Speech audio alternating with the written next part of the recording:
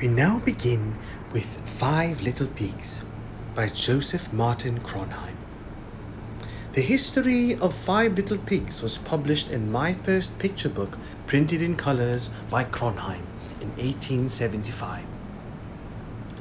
This short story accompanies the classic toe counting and wiggling song that continues to delight young children. This little piggy went to the market. This little piggy stayed home. This little piggy had roast beef. This little piggy had none. And this little piggy cried wee, wee, wee all the way home. Let us begin, shall we? 5 Little Pigs by Joseph Martin Kronheim. The little pig who went to the market. There was once a family of 5 little pigs, and Mrs. Pig, their mother, loved them all very dearly. Some of these pigs were very good and took a great deal of trouble to please her. The eldest pig was so active and useful that he was called Mr. Pig. One day he went to the market with his cart full of vegetables. But Rusty the donkey began to show his bad temper before he had gone very far on the road. All the coaxing and whipping would not make him move, so Mr. Pig took him out of the shafts, and being very strong, drew the cart to market himself. When he got there, all the other pigs began to laugh. But they did not laugh so loudly when Mr. Pig told them all his struggles on the road.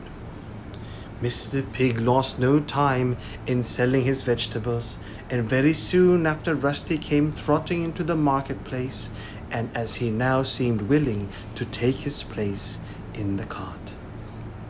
Mr. Pig started for home without delay. When he got there, he told Mrs. Pig his story, and she called him her best and most worthy son. The little pig who stayed home. This little pig very much wanted to go with his brother, but as he was so mischievous that he could not be trusted far away, his mother made him stay home and told him to keep a good fire while she was out to the miller's to buy some flour. But as soon as he was alone, instead of learning his lessons, he began to tease the poor cat. Then he got the bellows and cut the leather with a knife so as to see where the wind came from. And when he could not find this out, he began to cry. After this, he broke all his brother's toys. He forced the drumstick through the drum. He tore off the tail from the kite and then pulled off the horse's head. And then he went to the cupboard and ate the jam. When Mrs. Pig came home, she sat down by the fire, and being very tired, she soon fell asleep. No sooner had she done so than this bad little pig got a long handkerchief and tied her in her chair. But soon she awoke and found out all the mischief that he had been doing. She saw at once the damage that he had done to his brother's playthings, so she quickly brought out her thickest and heaviest birch and gave this naughty little pig such a beating as he did not forget for a long time. The little pig who had roast beef. This little pig was a very good and careful fellow. He gave his mother scarcely any trouble, and always took a pleasure in doing all she bade him. Here you see him sitting down with clean hands and face to some nice roast beef, while his brother, the idle pig, who is standing on a stool in the corner with a dunce cap on, has none. He sat down and quietly learned his lesson and asked his mother to hear him repeat it. And this he did so well that Mrs. Pig stroked him on the ears and forehead and called him a good little pig. After this, he asked her to allow him to help make her tea. He brought everything she wanted and lifted off the kettle from the fire, without spilling a drop either on his toes or the carpet. By and by he went out, after asking his mother's leave to play with his hoop. He had not gone far when he saw an old blind pig who, with his hat in his hand, was crying at the loss of his dog. So he put his hand in his pocket and found a halfpenny, which he gave to the poor old pig.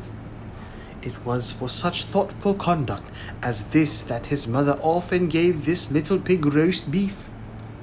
We now come to the little pig who had none. The little pig who had none. This was a most abstinent and wilful little pig. His mother had set him to learn his lesson, but no sooner had she gone out into the garden than he tore his book into pieces. When his mother came back, he ran off into the streets to play with other idle little pigs like himself. After this, he quarrelled with one of the pigs and got a sound thrashing. Being afraid to go home, he stayed out till it was quite dark and caught a severe cold. So he was taken home and put to bed and had to take a lot of nasty physic. The little pig who cried wee wee all the way home. This little pig went fishing. Now he had been told not to go into Farmer Grumpy's grounds, who did not allow anyone to fish in his part of the river. But in spite of what he had been told, this foolish little pig went there. He soon caught a very large fish, and while he was trying to carry it home, Farmer Grumpy came running along with his great whip. He quickly dropped the fish, but the farmer caught him, and as he laid his whip over his back for some time, the little pig ran off crying, wee, wee, wee, all the way home. The end.